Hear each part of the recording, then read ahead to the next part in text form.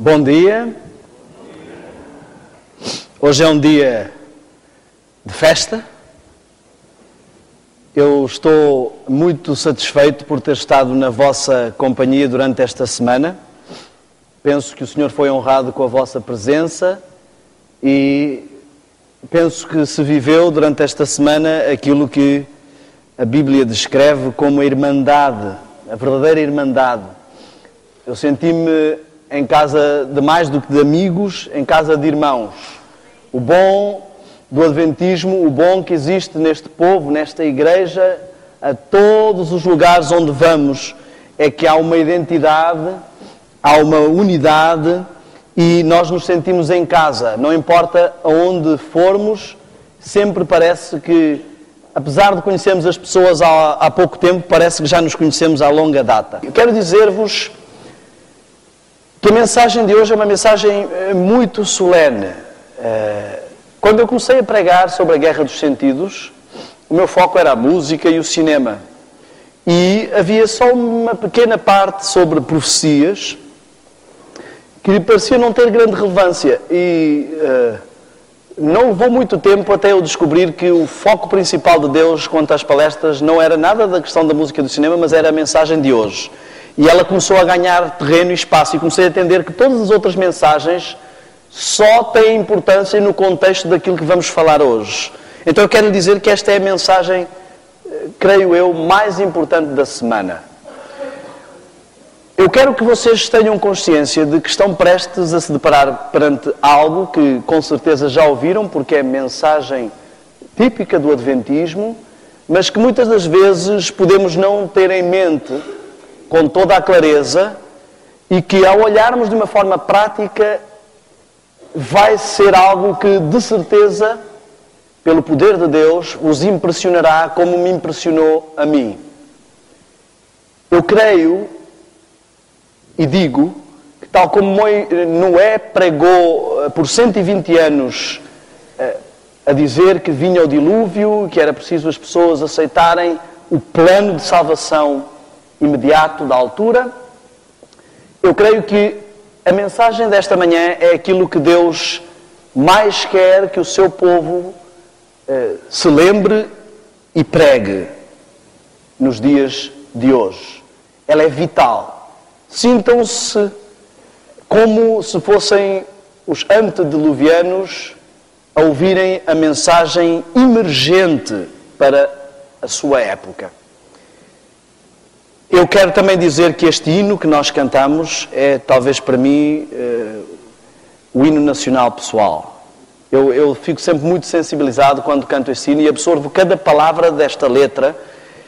E ele tem toda uma colocação de arranjo e eu gostaria de partilhar isso convosco. Talvez ele possa ser também o vosso hino-tema. Há um dever que Deus nos confiou. Isso não é um dever apenas, é um privilégio muito grande. Esta manhã eu vou ter o privilégio de partilhar convosco, de refletirmos sobre o amor de Deus e o seu plano da salvação extraordinário. E eu quero que isso seja observado de forma prática. Quero convidar, ao iniciar esta mensagem, apesar de que foi feita a oração, e eu agradeço ao irmão por ter pedido a bênção do Espírito Santo sobre mim, mas quero convidar-vos. Eu gostaria também de fazer uma oração pessoal para mim mesmo, para ministrar esta palavra. Mesmo como estão, eu vou-me ajoelhar aqui, aqueles que estão aqui também se o puderem fazer, mas nos vossos lugares podem curvar-se em reverência.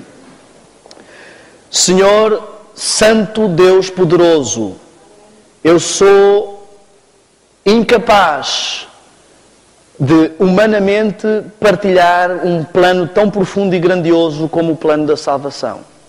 E eu quero, Senhor, pedir-te que tu me dês lucidez, poder para falar não apenas com eloquência, mas com clareza espiritual. E que nos dês a todos, incluindo a mim, humildade para falar e ouvir e compreender que aquilo que vamos tratar são coisas sagradas, vindas diretamente de Deus. Senhor, abençoa-nos neste momento. Enche esta sala, Pai, eu te peço, com os teus anjos e com o teu Espírito. Eu sei que o inimigo invade muitas vezes as igrejas para perturbar, mas que o teu poder seja forte e poderoso neste lugar, impedindo a distração, impedindo a desconexão contigo, mantendo a reverência e a solenidade deste momento, em nome de Jesus. Amém. Amigos, eu cresci como adventista toda a minha vida, e toda a minha vida ouvi falar das mesmas coisas que provavelmente vocês têm ouvido. Mas durante grande parte da minha vida essas coisas não eram entendidas, não eram devidamente apreciadas e não eram práticas, ou de forma prática aplicadas à minha vida. E de certa forma se tornaram como um clichê, algo teórico, algo sabido superficialmente, mas que não despertava o mesmo interesse que outras coisas do meu dia-a-dia que me fascinavam.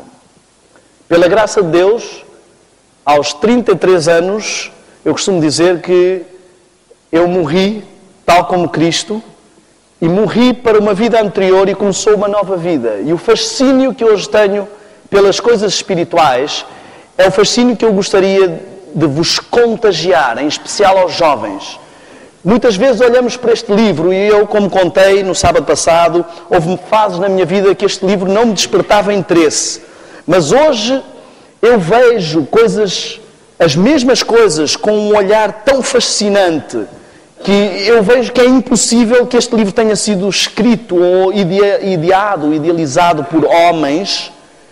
Só pode ter saído de Deus. Só mesmo Deus. Uma das coisas que mais me fascina em Deus é a capacidade de sincronizar fatores diferentes, vidas diferentes, momentos diferentes da história.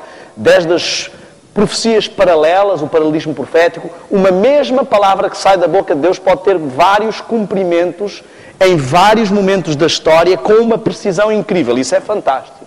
Vemos isso em Mateus 24, quando ele responde aos discípulos para a situação deles e para o povo de Israel e ao mesmo tempo respondendo para toda a história do povo cristão com uma precisão incrível. Amém? Isto é extraordinário. Temos um Deus fantástico. E eu queria que esta manhã, mais do que técnica, mais do que doutrina teórica, saíssemos desta sala apaixonados e impressionados com o maravilhoso Deus que temos e que não há nenhuma teoria evolucionista que possa contrapor aquilo que vai se passar aqui esta manhã pelo poder de Deus. Eu queria que entendêssemos o seguinte. Falámos esta manhã, esta semana, sobre a guerra dos sentidos, as avenidas da alma, aquilo que ataca e aborda o indivíduo. Eu vou virar um pouquinho mais o quadro, só para aqueles que estão aqui. Não sei se vale a pena, vocês é que sabem. Como queiram. Eu vou tentar que todos vejam, conseguem ver? O indivíduo, que significa aquilo que não se pode dividir, ele é composto por uma vertente espiritual, uma vertente mental e uma vertente física que se projetam numa interação social. Bom, se vão para aí, então eu volto a virar isto um pouco assim, para ficarmos todos. Numa interação social. Deus nos criou com estas três dimensões. E nós falámos aqui acerca de como o inimigo interage connosco. A dimensão espiritual era a forma como vivíamos. Éramos seres espirituais, apesar de termos uma vertente física. E com o conflito nesta terra, ao terem vindo os demónios para esta terra, Deus fez como que uma barreira. Nós vivemos enclausurados na dimensão física e os demónios vivem enclausurados na dimensão espiritual. Eles não têm uma interação física, a não ser em casos muito específicos, e tentam sempre fazer essa ponte. Mas o que eu queria que nós entendêssemos é que a forma como eles nos abordam, visto que são duas dimensões diferentes, eles sabem que podem interagir connosco através da dimensão física. E é aqui que estão os sentidos, que estão as avenidas. São as únicas portas de acesso à nossa mente e à nossa dimensão espiritual. E são onde eles investem grande parte do seu tempo, do seu empenho para invadir. Eles sabem que se nos trouxerem para as paixões baixas, para as coisas sensoriais, físicas da nossa realidade, e não nos deixarem manter os olhos nas coisas espirituais, nas que são de cima, conseguirão a vitória. E nós falámos esta semana, aliás, falámos até ontem sobre isso, que o pecado segue um padrão, a tentação, o ataque do inimigo segue um padrão de 3 passos. Ele não começa por atacar logo a vertente espiritual, porque às vezes é mais complicado, ele não tem tanto acesso à mente e ao espírito. Então ele ataca a vertente física, e nós vimos esse padrão. Em Adão e Eva, vimos que Eva foi tentada fisicamente, depois passou-se a uma racionalização mental, de pôr em causa o que Deus disse, e depois passou-se a um problema espiritual, de querer ser igual a Deus. Vimos isso com Daniel e os seus amigos. Foram para Babilónia, chegaram, a primeira tentação foi física, resistiram, o diabo tentou a tentação, passo o pleonasmo, tentou passar para a tentação intelectual.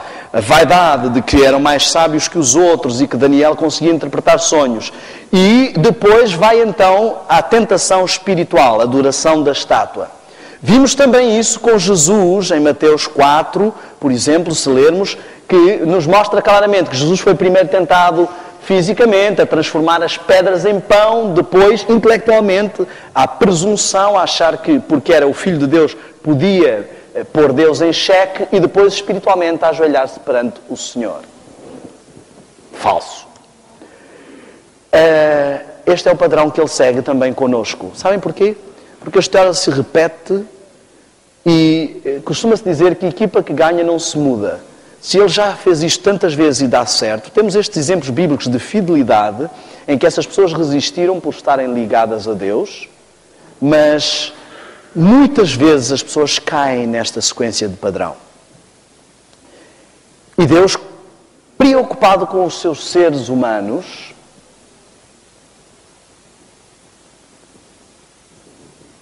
criou um antídoto. E eu acho este antídoto uma coisa espetacular, uma coisa extraordinária. Esse antídoto chama-se santuário.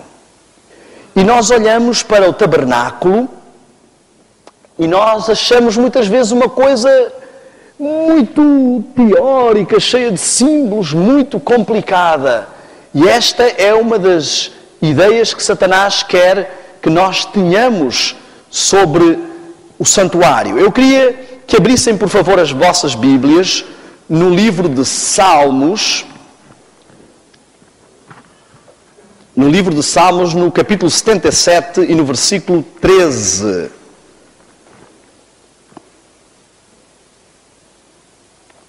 Salmos 77, 13. Diz assim: os teus caminhos, ó Deus, são santos, diz a minha versão. Outras versões dizem: o teu caminho, ó Deus, está no santuário. Nós somos convidados a andar nos caminhos do Senhor. E em Hebreus 9, 24, eu vou fazer como na semana passada, vou citar muitos textos e não vou lê-los todos por causa do tempo. Mas em Hebreus 9, 24, nós vemos que Deus nos diz que Cristo, não, através de Paulo, não entrou num santuário feito por homens, mas num santuário no céu, do qual este é a figura. Então, nós estamos aqui a olhar para as coisas espirituais quando olhamos para o santuário. E também Paulo nos diz em Hebreus que este é o caminho. E a Bíblia nos mostra em várias situações que o caminho para chegar a Deus é este. Nós vemos que o santuário é composto por 3 partes. o pátio, o santo e o santíssimo. E eu queria que olhássemos para o santuário, para o tabernáculo, de uma forma fascinante e não de uma forma teórica, mas de uma forma prática.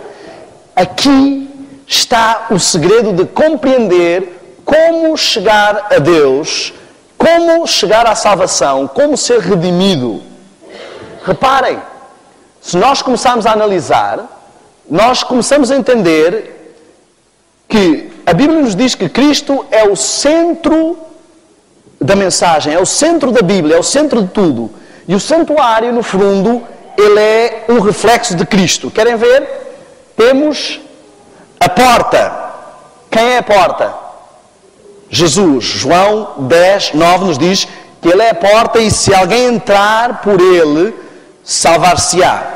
Temos depois o Cordeiro.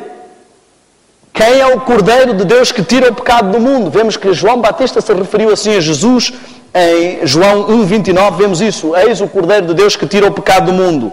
Temos a água. E nós vemos que Jesus nos diz que nos dará a água da vida. Dele provém, da rocha provém a água. Apocalipse 21, 6, nós vemos essa situação. Temos depois, no lugar santo,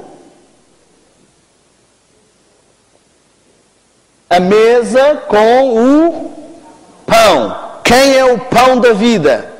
Jesus. João 6,35 ou 6,48 nos diz que Jesus, ele diz, eu sou o pão da vida. Logo a referência do eu sou nos remete para Deus, visto que é uma afirmação que Jesus utilizou várias vezes. Ao dizer eu sou, ele não está apenas a pronunciar um verbo, mas ele remete à situação de que Deus é o nosso pão da vida, Deus é a nossa porta. Através de Jesus, ele se coloca nessa situação. Depois temos o altar que representa o quê? O que é que representa este altar? As orações dos santos. E em nome de quem é que nós pedimos? Em nome de Jesus. E nós vemos que Jesus também é muitas vezes chamado de anjo do Senhor. E ele ministra perante o altar. E vemos que muitas das atividades neste processo do plano de salvação estão aqui reveladas. Depois temos o candelabro com as lâmpadas. E quem é que é a luz do mundo? João 8,12. Jesus é a luz do mundo. Estão a ver? O santuário todo nos fala sobre Cristo. Depois vamos ao lugar santíssimo. E o que temos no lugar santíssimo? A arca da aliança, o pacto de Deus com o seu povo. Temos os anjos e temos depois a lei. Quem é o Senhor da lei? Quem é o Senhor do sábado? Vemos que isso está dito em Mateus 12:8. E quem é o objetivo da lei? Romanos 4:16, Jesus. E temos também o Shekinah, que representa a presença de Deus com o seu povo. E vemos em Mateus 1:23 que Jesus é anunciado como sendo Emanuel, que significa Deus conosco. Então, se repararmos bem, nós temos aqui no plano da salvação a representação de que Jesus é a figura central desse plano. Tudo aponta para Jesus. Agora, Jesus veio à Terra para mostrar o quê? O caráter de quem? Do Pai. Ele é o representante do quê? Da divindade. Então, quando vemos Jesus no santuário, o santuário também nos está a mostrar a divindade.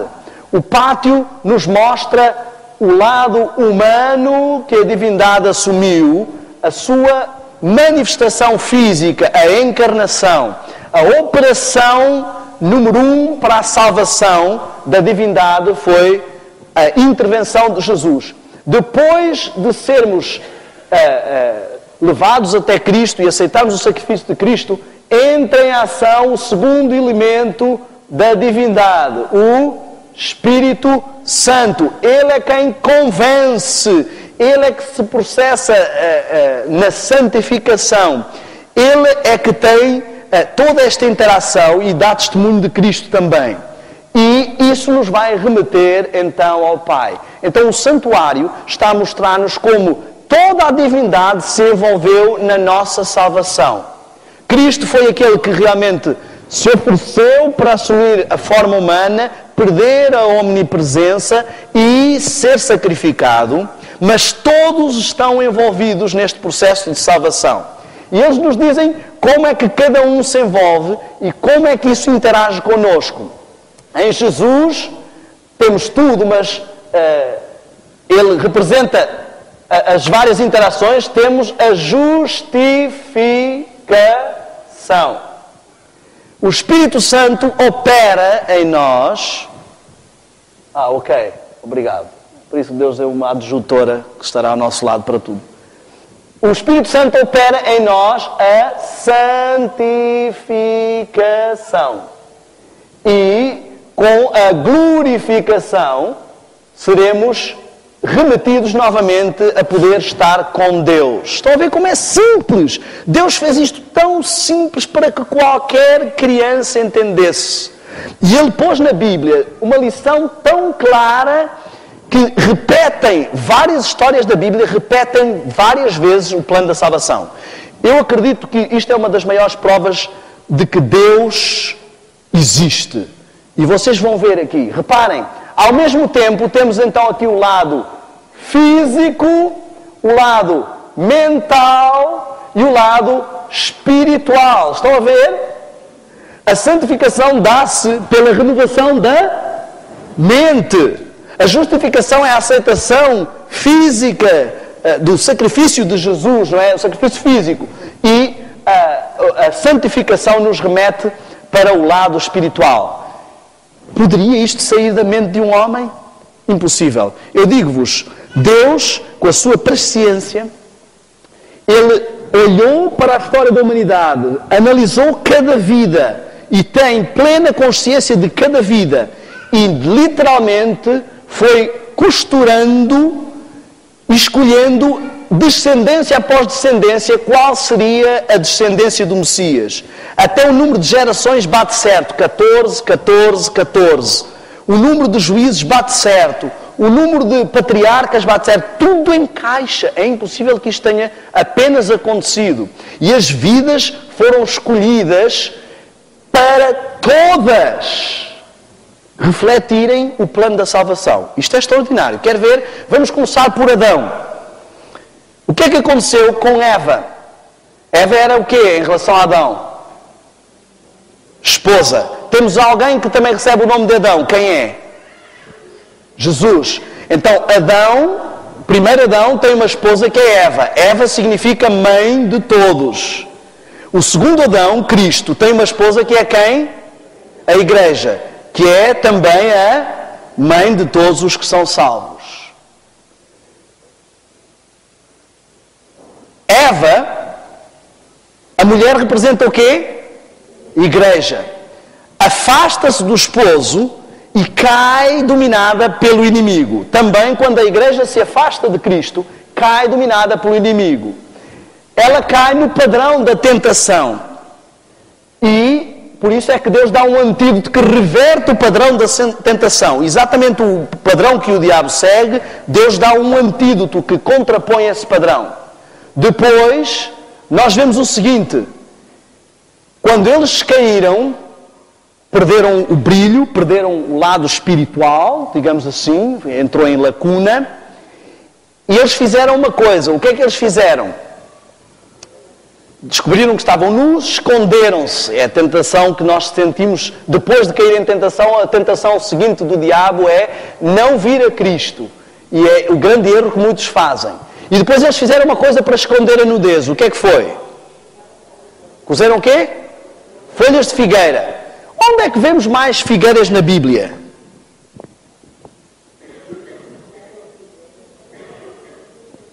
Jesus amaldiçoou a figueira. Porquê?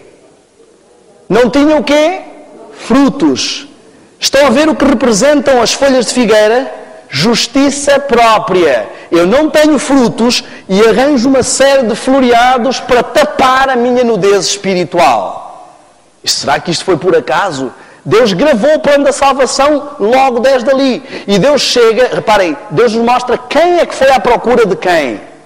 Ele nos diz que quando tentas a justiça própria, mesmo assim sou eu que vou alcançar-te. E Jesus é que veio à procura deles. Onde é que vocês estão? E a pergunta permanece ainda hoje. Onde é que tu estás? Que vida é essa que estás a levar?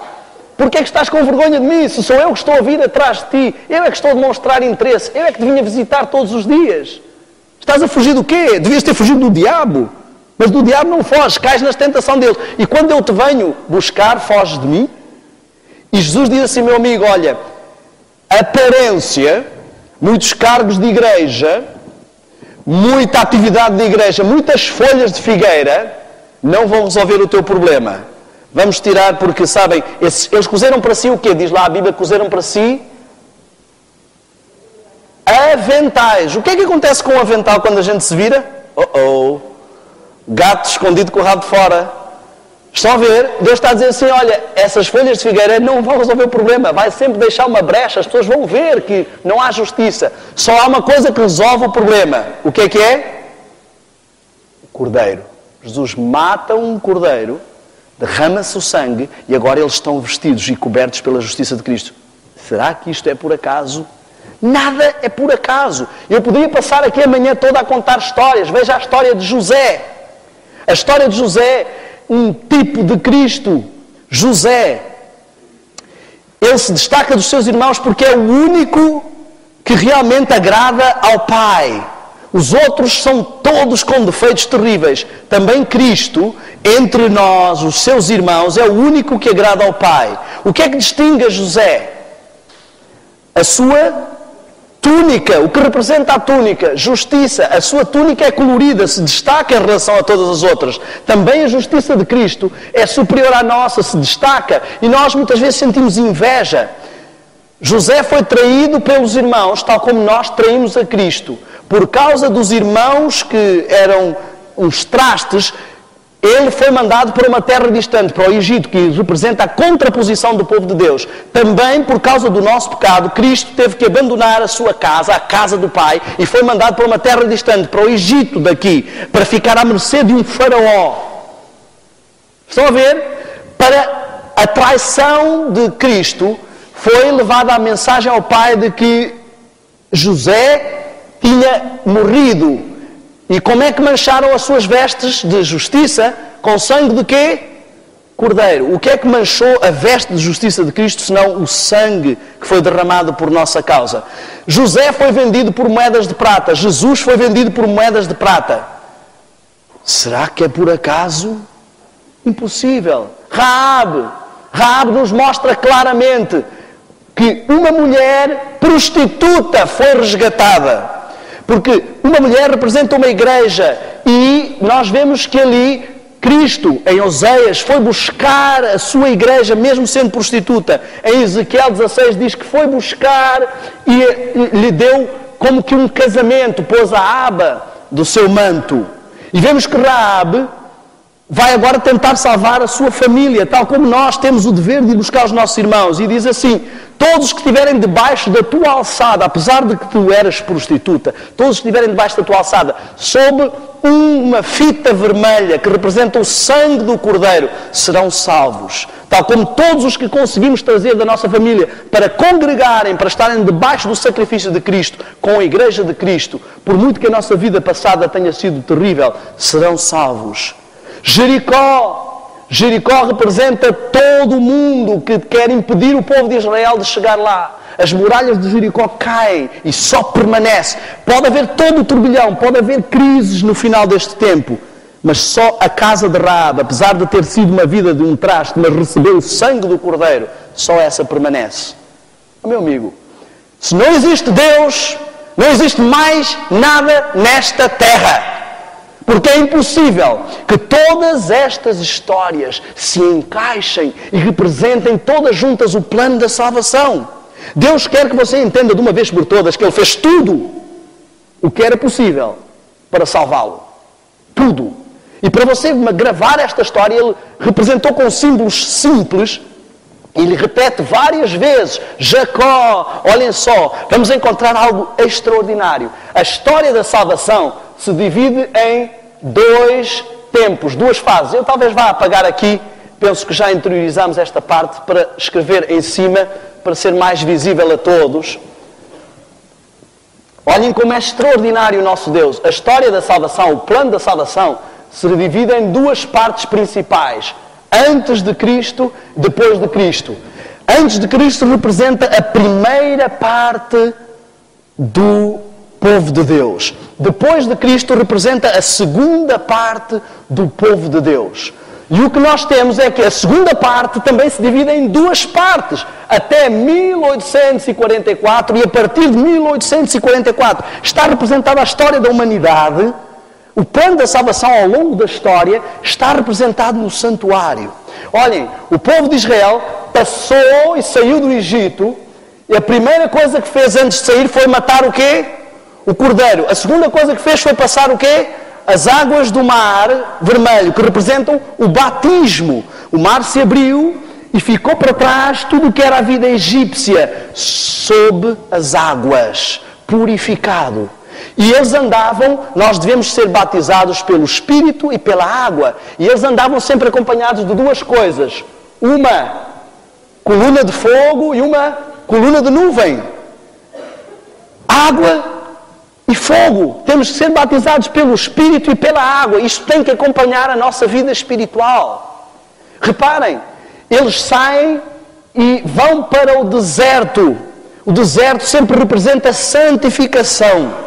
Vemos que Jesus foi para o deserto, João Batista foi para o deserto, Elias foi para o deserto, o povo de Israel foi para o deserto, Moisés foi para o deserto.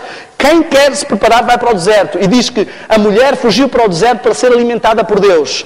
Se nós não nos isolarmos das influências das pessoas, o que menos há no deserto é gente e o que menos há no deserto é água. A água representa povos para além da palavra. Então, se não nos isolarmos da influência do que está à nossa volta, se não entrarmos no deserto da santificação na nossa vida, não chegaremos à terra prometida.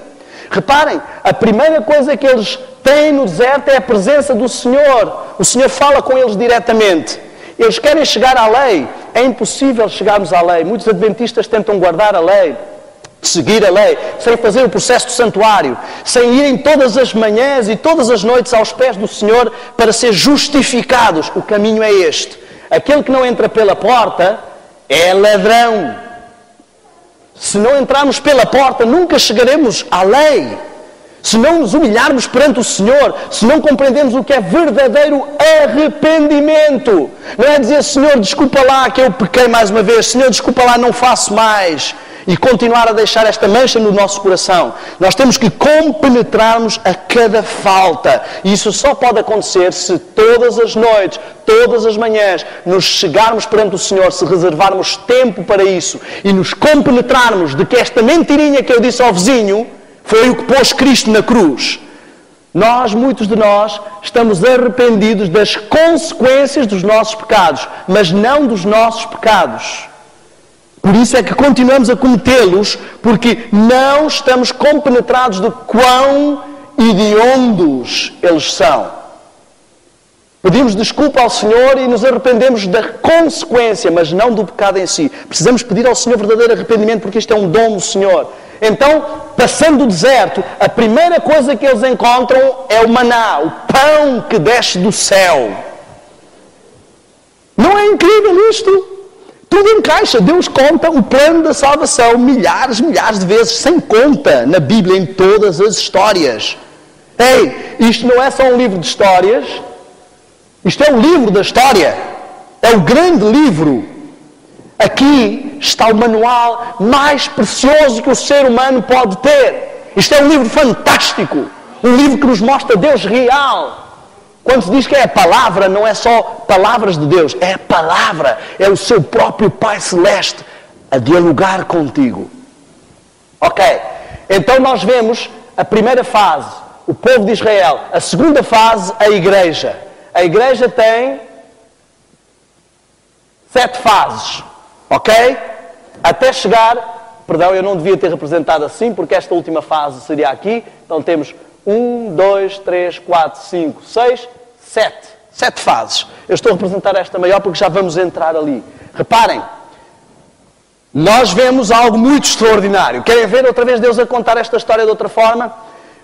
Quem era o povo escolhido na primeira fase? Quem? Israel. Quem é o povo escolhido na segunda fase? Israel espiritual. Quem é o pai que dá o nome a Israel? O pai do povo é Abraão, que representa Deus como pai também do Israel espiritual, mas há alguém que vai dar o nome de ser Israel, descendente de Abraão. Jacó. Jacó passou de enganador a Israel, pai do povo de Deus. Jesus é o pai do Israel espiritual. Passa de pai de Israel espiritual a enganador, porque leva o nosso pecado em cima. Estão a ver? Assume o engano. Reparem, Jacó queria uma esposa. Quem era essa esposa que ele queria? Raquel. O que significa Raquel? Cordeirinha. Ovelha. Esposa do cordeiro. Estão a ver? Ele queria uma ovelha. Ele ama esta ovelha e busca esta ovelha. Também Jesus quer a sua ovelha. Vejam a história de Davi. Como o Evangelho é extraordinário. Vejam a história de Davi, como foi repreendido Davi, porque ele tinha muitas ovelhas e foi buscar a ovelhinha daquele que só tinha uma ovelha. Estão a ver? Quantos anos trabalhou Jacó, Israel, físico, pela sua ovelha? 7 anos pela primeira vez. 1, 2, 3, 4, 5, 6, 7. Ao fim desses 7 anos, ele obteve a ovelha que queria? Não. E Labão, o enganador, que foi quem impediu que ele tivesse a ovelha que queria, e que foi quem também impediu que o povo de Israel fosse a ovelha que o Senhor queria, diz-lhe assim: ok, cumpre a semana desta e te darei a outra que realmente queres, por mais 7 anos que trabalhares para mim. Jesus trabalhou 7 anos para ter a sua ovelha, não a conseguiu. Cumpriu a semana profética e recebeu a igreja por mais 7 anos que trabalhou por ela. Ao fim de 14 anos, Jacó conseguiu a ovelhinha que queria. Ao fim de 14 períodos de trabalho, será que Jesus vai ter uma ovelhinha? A sua esposa amada. Este é um convite direto para cada um de nós. Este é um convite direto. Reparem, Jesus representou isto em várias histórias. Jesus vinha um dia a passar com os discípulos e com a multidão, e há uma mulher que tem um problema, que se esgueira pelo meio da multidão para fazer algo. Qual era o problema dessa mulher? Fluxo de sangue. Derramava-se continuamente o sangue. Há quantos anos ela tinha fluxo de sangue? 12. O que representa 12 biblicamente? Apóstolos, discípulos, liderança. Ela era o que? Uma mulher. O que representa uma mulher? Igreja. A liderança da igreja era com base no contínuo derramamento de sangue. Mas quando ela alcança a orla da justiça de Cristo, cessa o contínuo, cessa o sistema de sacrifícios. E Jesus sai dali e vai ressuscitar o quê? Uma jovem mulher que tinha 12 anos, uma nova liderança, uma nova igreja. Ele cessou a igreja com base no contínuo e agora começa uma nova igreja. E como é que as pessoas dizem, onde está Deus? Leia a Bíblia, estuda a Bíblia, pesquisa a Bíblia, aprenda as maravilhas da Bíblia. Deus está ali. E diz que ficarão sem desculpas, porque claramente se vêem Isto pode partir de mentes humanas, estas coisas acontecerem todas e coincidirem todas. Impossível. E há uma outra mulher que a Bíblia nos apresenta, que representa este último período. Havia uma mulher que tinha 10 pedras, 10 moedas de valor, 10 dracmas. O que significa mulher? Quais são as 10 moedas de valor que Cristo deu à sua igreja? Os 10 mandamentos. O que é que aconteceu com uma dessas moedas? Um desses mandamentos perdeu-se. E o que é que fez a igreja? O povo do Adventismo varreu, pesquisou diligentemente a palavra até encontrar aquilo que nos identifica como a mulher do momento. A dracma perdida. Ela não disse assim: está bem, tenho 9 dracmas, o que importa é só uma. Ela disse: não, esta dracma, sem esta dracma, as 10 não estão completas. Vai e busca diligentemente até encontrar. E quando ela encontra, ela faz o quê? Vai dizer às amigas, às outras igrejas. Há um dever que Deus nos confiou. É dizer que encontramos a dracma, que varremos diligentemente, que buscamos e que o Senhor nos deu a graça de encontrar essa dracma perdida. Temos que dizer a todas as mulheres.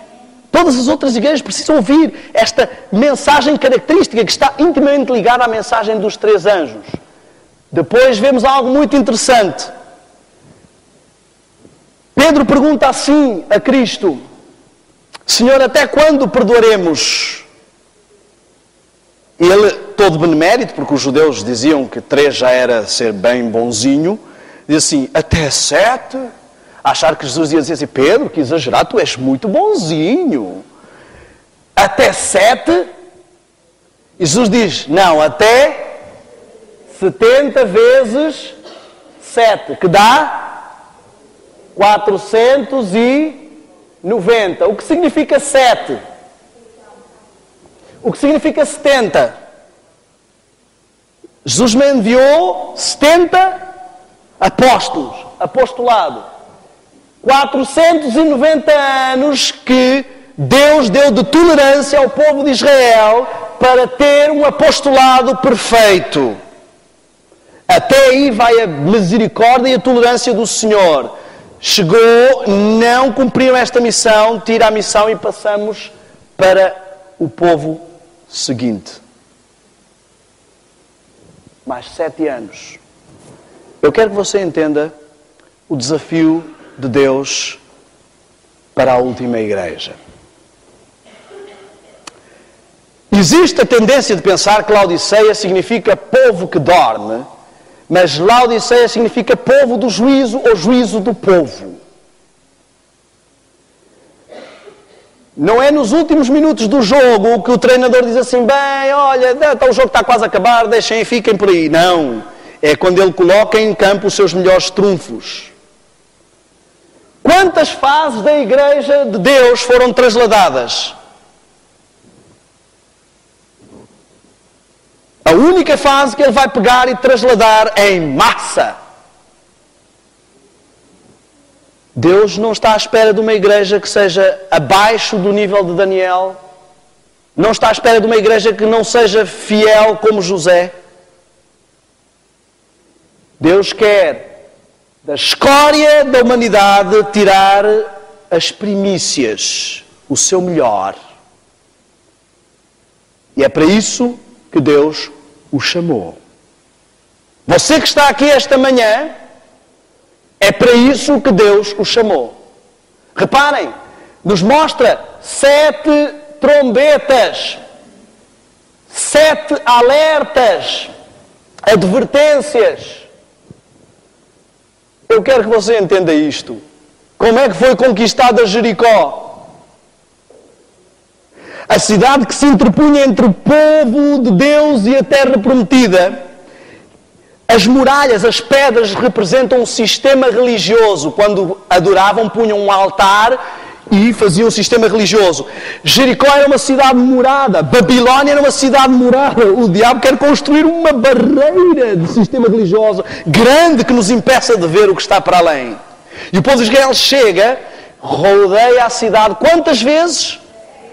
Foi tocada a trombeta 7 vezes.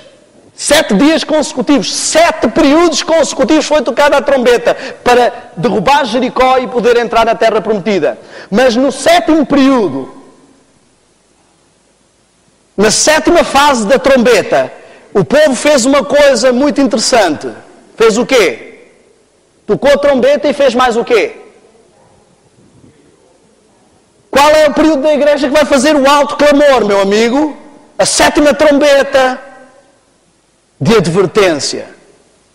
Deus tem um candelabro com 7 braços, 7 luzes, porque a sua igreja tem brilhado 7 períodos, mas agora é luz completa. 7 luzes brilhando ao mesmo tempo. Esta é a igreja que tem o maior conhecimento de toda a história. Diz que sela o livro, Daniel, até o tempo do fim. Conhecimento profético que outras igrejas não entenderam antes. Outras fases da igreja não entenderam antes. Sabem?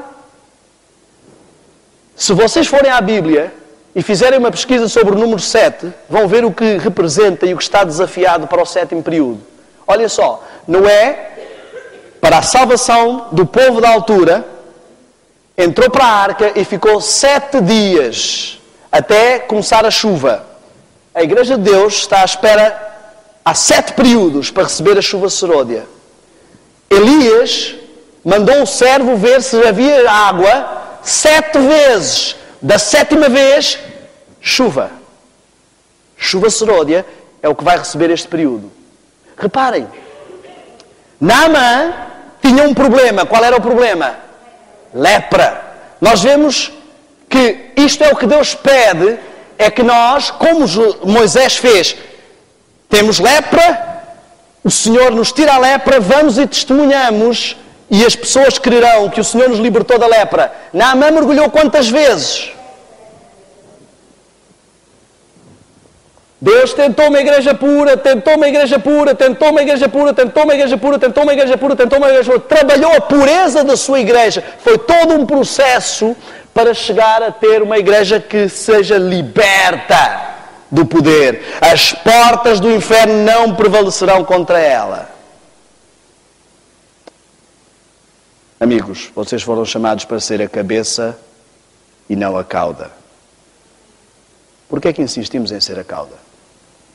Porquê é que Deus nos dá uma mensagem de saúde e nós insistimos em ter vergonha, não acreditar nela e deixar que até os espíritas, os hinduístas, os shintoístas e todas as outras religiões acreditem no vegetarianismo, acreditem na mensagem de saúde e nós, renitentes?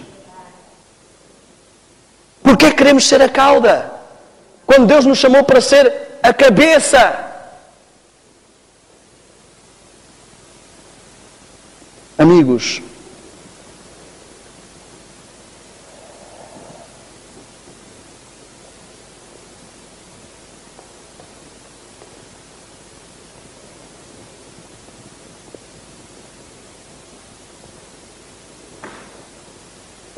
Deus já nos disse de 1001 formas o que Ele espera de nós. Já nos mostrou de 1001 formas tudo o que Ele já fez por nós.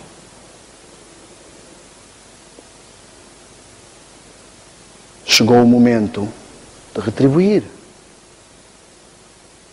de não andar a claudicar entre 2 senhores.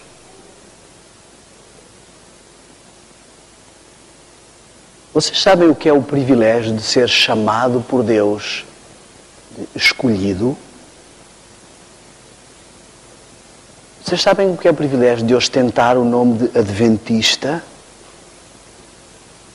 Olhem para o privilégio que o povo de Israel teve de conquistar todas as nações à volta, de ter um poderio, de ser um povo que nem dominava as armas, nem dominava os metais, e de ser introduzido na terra mais cobiçada da região. Como adventistas, o nosso privilégio ainda é bem maior. Eu queria que entendêssemos esta manhã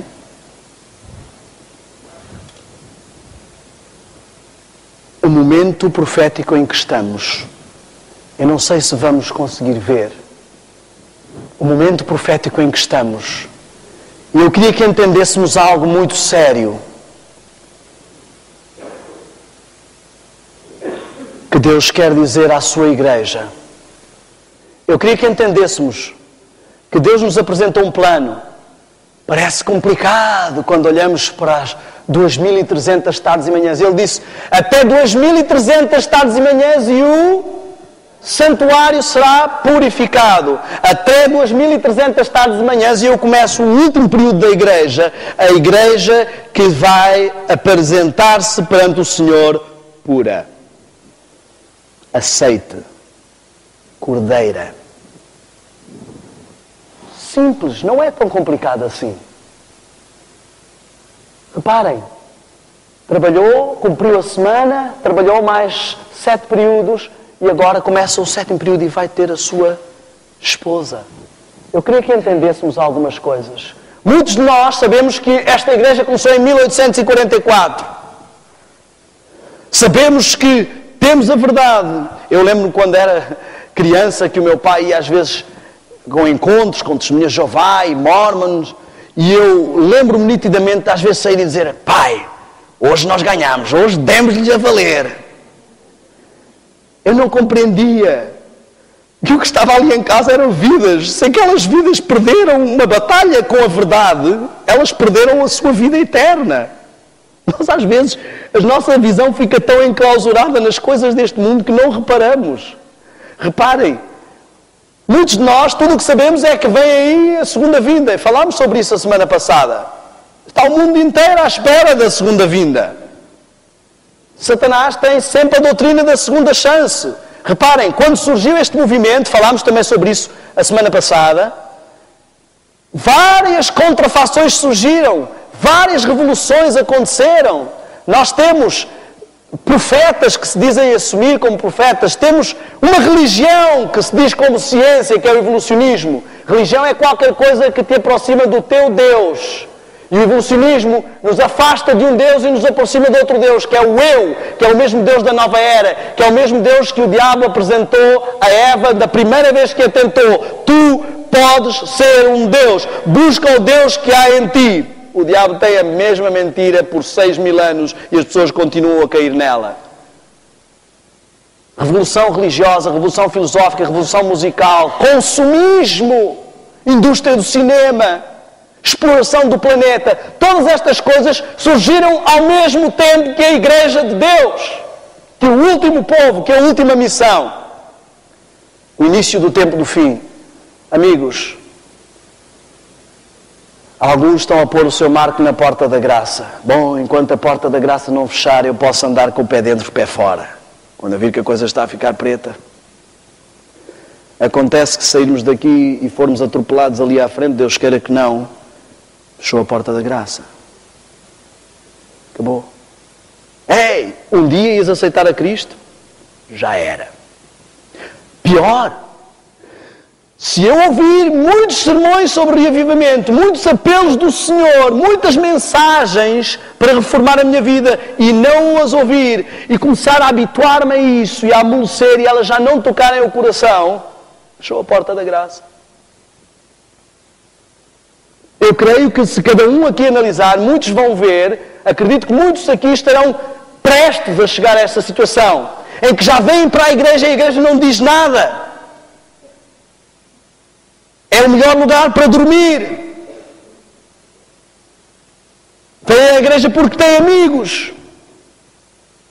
Vem à igreja porque os pais vinham. Porque é uma rotina. Porque o Senhor não se agrada se eu não aparecer. Porque aquela é a igreja do Senhor. Para manter alguma política com Cristo. Para nós não azedarmos as relações. Porque eu quero ir para o céu. Muitos que já não são tocados pelo Evangelho. O Evangelho que uma vez conheceram e despertou o primeiro amor, talvez sejam prestes a fechar a porta da graça.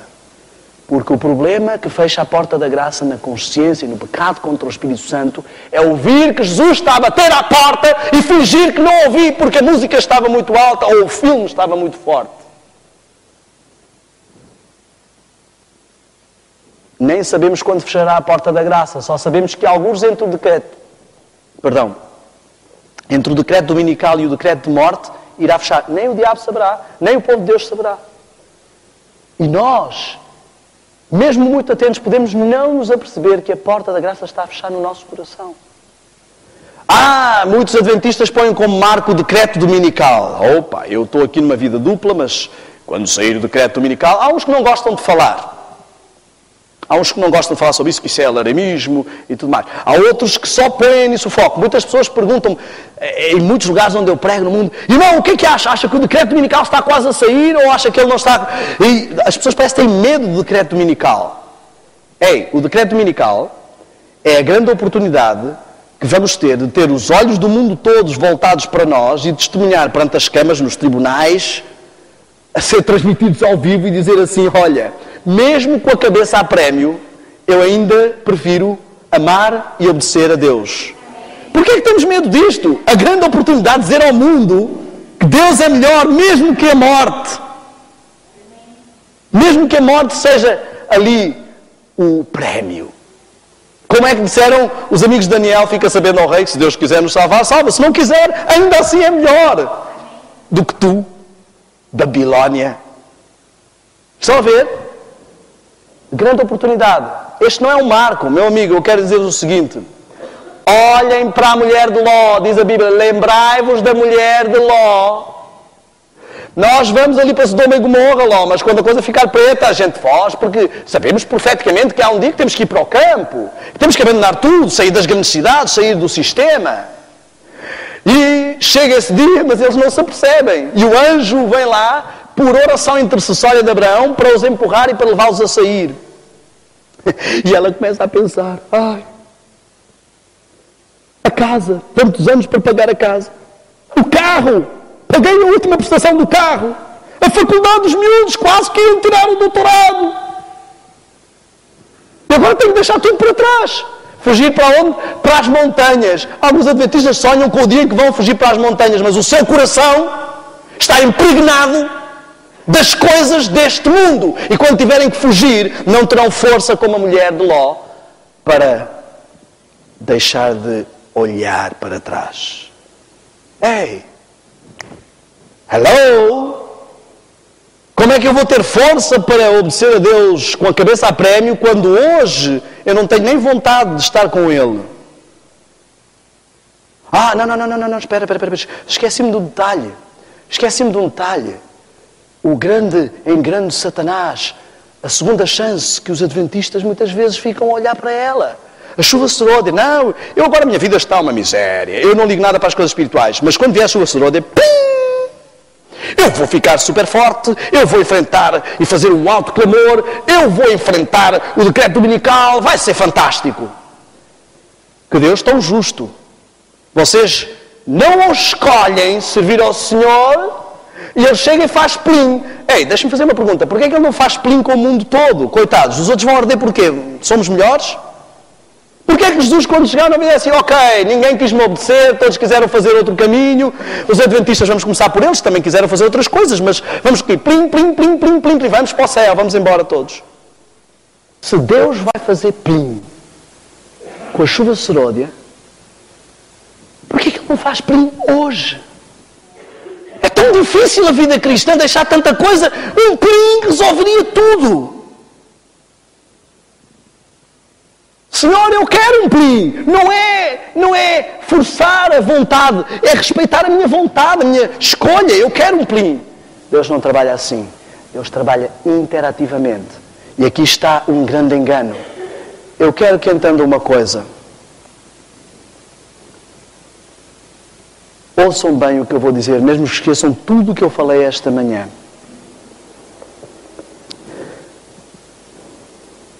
Há dois tipos de enganos. Dois extremos. os que pensam que tudo é obtido sem esforço e os que pensam que com esforço obtêm tudo. Esquerda e a direita. Vá lá ler o que diz de: os teus ouvidos ouvirão uma voz por trás de ti dizendo: este é o caminho do santuário. Não desvies nem para a esquerda, ficar só na justificação, só no amor, nem para a direita, ficar só na lei e na santificação. Segue o caminho. Ninguém é salvo pelo seu esforço, mas ninguém é salvo sem fazer esforço.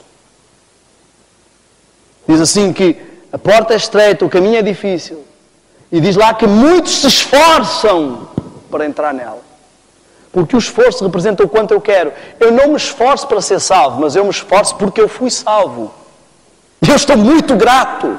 E eu desejo realmente ser assim. Eu olho para Cristo e fico tão fascinado com Cristo que o desejo de todo o meu coração ser como Ele, porque é fascinante.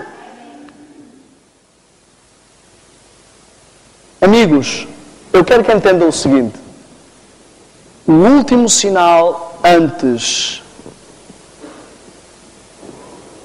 da chuva seródia, do alto clamor que o povo de Deus vai ter, é um paralelo da abominação. Uma falsa chuva seródia. Um falso alto clamor. Satanás sempre trabalha com contrafação. Antes de chegar o verdadeiro Cristo, ele traz um falso Cristo.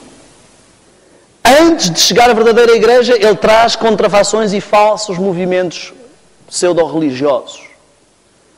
Antes de chegar o verdadeiro reavivamento e reforma, ele traz um falso reavivamento e reforma. Antes de chegar o verdadeiro alto clamor, ele traz um falso alto clamor.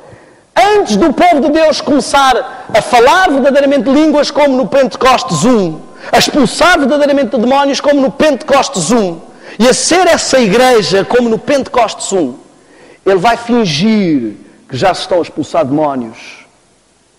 O que vemos hoje, meu amigo, já é o cumprimento da falsificação da chuva seródia. Até Portugal, que é um país que não liga muito a estas coisas de religiões evangélicas e pentecostalismo, está invadido pelo pentecostalismo. Na América do Sul, a cada dia surge uma nova igreja. As pessoas estão entusiasmadas. Há competição para ver quem expulsa mais demónios, quem fala mais línguas. Nos Estados Unidos existem megatemplos, 5.000, 7.000 pessoas reunidas. Meu amigo, abra o olho. O falso reavivamento já começou.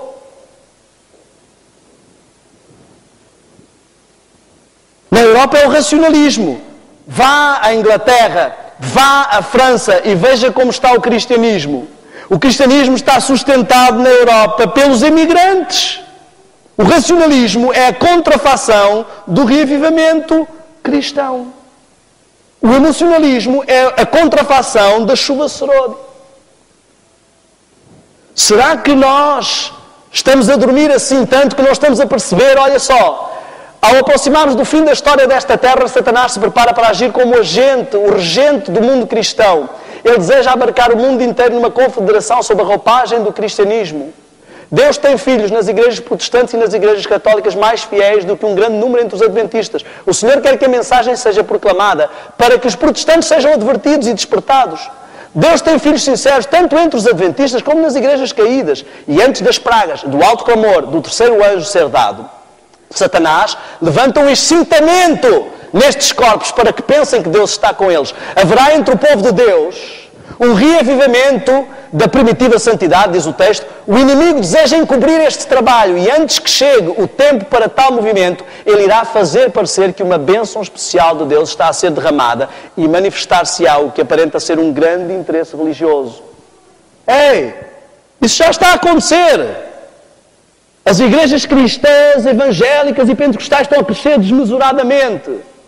A revolução espiritual já está a acontecer. A afirmação do racionalismo já está a acontecer. Amigos, profeticamente nós estamos exatamente aqui. Eu não estou a falar do futuro. Parem de olhar para as profecias como coisas do futuro. As profecias cumprem-se hoje, diante dos nossos olhos. Haverá fomes e pestes e terremotos. Ei! Estão a brincar comigo? Contem os terremotos do ano passado. Contem as fomes, os tsunamis e as pestes deste ano. O ano mal começou. Vejam os problemas de aquecimento global. Alarmismo. Amigo, se alguém tem a casa a arder, eu não vejo uma forma de chegar lá e dizer: existe uma pequena conflagração na sua habitação. A pessoa, conflagração, sim, tranquilo. Eu tenho que dizer: ei, amigo, a casa está a arder, para ele sair a correr. Ele não precisa ser alarmista. Ele não precisa dizer: a casa está a arder, o que é que eu vou fazer? Não, consenso e segue. Uma coisa que eu apreciei ao ver as imagens do Japão é o civismo e a tranquilidade com que aquele povo foge de um tsunami ou de um terremoto. Sabem porquê? Eles estão habituados a terremotos. A casa está toda a tremer, os prédios a vergar e eles a segurarem os móveis tranquilamente. E nós, como povo de Deus, devíamos estar assim, disciplinados. A casa está toda a tremer, toda a gente preocupada com crise, em pânico, e nós estamos tranquilos. Crise, o meu pão e a minha água serão certos. Crise, isto que vemos hoje não é crise, meu amigo. A verdadeira crise está para chegar em breve. Quando o povo de todo o planeta estiver desesperado e castigado com pragas, estiver desesperado em busca da verdade e não consegue achar, estiver desesperado em busca de um verdadeiro arrependimento que não consegue mais sentir, quando muitos adventistas que não estudaram profundamente a Bíblia estiverem sem saber mais em quem é que acreditam, porque um diz uma coisa, outro diz outra, e todos são estudiosos, quando começar a confusão doutrinária, quando começarem os ventos de doutrina que estão a começar, aí é que vão ver o que é crise. Essa questão financeira não me preocupa minimamente, considerando com que está aí para chegar. Alarmismo, isto é alarmismo. Abra a sua Bíblia e diz lá: homens desmaiando de terror. Será que isso é alarmante? Um tempo de angústia como nunca houve. Será que isso é alarmante? Eu quero que entendamos o seguinte de uma forma bem simples, racional, lógica. Não há nenhum motivo para o povo de Deus ter medo do que se aproxima. Nenhum. Como não havia nenhum motivo para o povo de Deus em Israel temer os povos à sua volta. O Senhor é conosco. Agora temos que ver os sinais. Eu quero que entenda o seguinte. Preste, por favor, muita atenção a isto que eu vou dizer esta manhã. Por favor, saia do clichê, do estereótipo, da rotina de vir a este templo ao sábado de manhã, ouvir um sermão e ir para casa e continuar a sua vida normalmente. Caia na realidade. Faça um clique agora. Nós não estamos apenas aqui na igreja. Nós estamos no meio deste planeta que está assolado por todo o tipo de problemas. E nós estamos aqui como povo de Deus. Igreja do Senhor reunidos. E eu estou aqui porque o Senhor me enviou a esta igreja, como tem enviado a vários lugares. Não porque eu seja ninguém. Toda a gente conhece o meu passado. Eu não preciso estar a repetir. Eu não sou ninguém para estar a falar isto aqui. Mas uma coisa eu sei.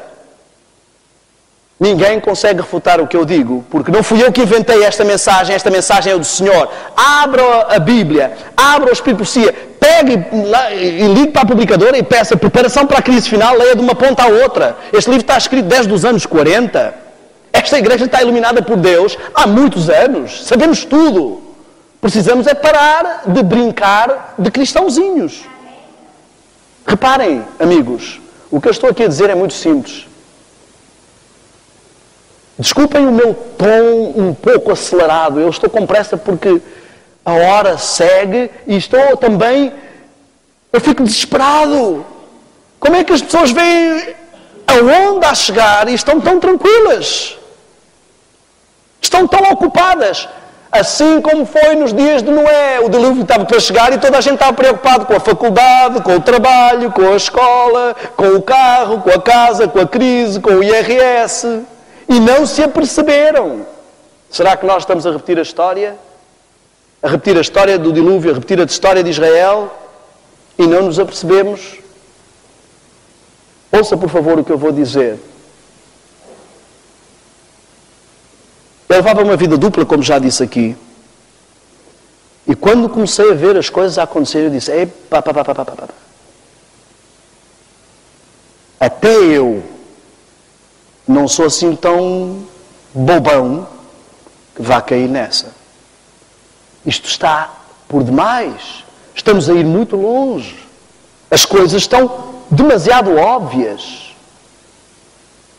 Eu digo sinceramente, pessoalmente, para mim, a vida secular perdeu todo o sabor. Nós reabrimos a nossa empresa para o sustento do nosso trabalho missionário, porque prazer em estar a trabalhar para outros clientes, para estar em negócio e coisas, não tenho nenhum. Prazer em estar ocupado com as coisas do mundo, eu digo sinceramente, eu não tenho nenhum. Mas eu estou aqui, não vou ser o alien e vou continuar até o Senhor chegar a fazer as coisas por testemunho. Mas eu quero que entendamos o seguinte. O último sinal antes de Deus derramar o Espírito Santo sobre o seu povo, vou fazer isto mais específico. A última coisa que vai acontecer antes de Deus derramar uma dose especial do Espírito Santo na tua vida. A ti, que Ele te convidou para vires para esta igreja. A última coisa que Ele te vai dar de alerta é a falsificação daquilo que Ele vai trazer. Deus já está a dar ao povo adventista o último alerta. Interessantemente, Deus é um Deus zeloso que visita a maldade dos pais nos filhos até a 3ª e 4ª geração. Cada geração são 40 anos. 4 gerações são 160 anos. Deus já está no limite da tolerância conosco. É hora de agir. O último sinal que Ele te está a dar é: olha à tua volta, vê os sinais a cumprirem-se e vê a falsificação da chuva saúde, a falsificação do autoclamor, o crescimento do falso cristianismo. Quem lê, entenda. Não caias no erro do povo de Israel que viu o sinal que Deus tinha dado e não saiu. Eu agora queria que fizéssemos uma pequena reflexão. Não, um dia eu vou tomar uma decisão pelo Senhor, mas hoje não, estou ocupado. Então, quando? Quando é que está na tua agenda tomares uma decisão séria de pôr a vida em ordem com Cristo? Quando? Tens um plano assim organizado? Vai ser daqui a 5 anos? Bom. Tens já muita informação. Provavelmente o Senhor te disse quando é que vais morrer. Podes fazer planos assim e protelar. Pensa nisto.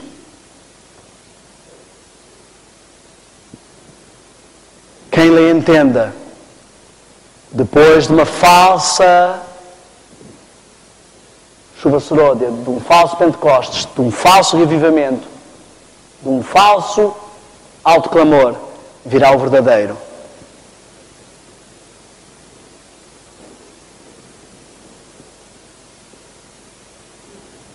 A Igreja de Deus tem feito vários alertas. Já não é a primeira campanha, a primeira missão global, a primeira estratégia. Mas não é à toa que Deus deu ao seu povo um novo presidente. Um lema que te lembra: reavivamento e reforma é a palavra de ordem para o povo de Deus hoje. E Deus quer que essas duas palavras atinjam o seu povo da cabeça aos pés. Eu vou-te dizer uma coisa com toda a sinceridade. Pode ser que isto seja só mais uma estratégia da Igreja, daquelas que não muda nada, que toda a gente continua a ser virgem louca, sem pôr azeite na lâmpada, sem buscar o verdadeiro Espírito Santo, sem deixar de ser Laodiceia. Mas eu te digo, e se é desta? E se é desta vez que o motor pega? E se é desta vez que o fogo acende? E se é desta vez que a igreja se inflama? E se é desta vez que o povo se arrepende, é realmente reavivado e vive uma reforma. E se é desta vez que a igreja entra nos eixos, e se é desta vez que a igreja é purificada, vais ficar de fora desta.